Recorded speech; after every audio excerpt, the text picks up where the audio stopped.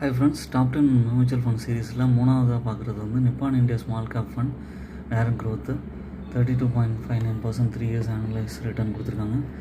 1 இயரில் பார்த்தீங்கன்னா 45.83% கொடுத்துருக்காங்க. 5 இயர்ஸ் ரிட்டர்னில் 39.74% கொடுத்துருக்காங்க.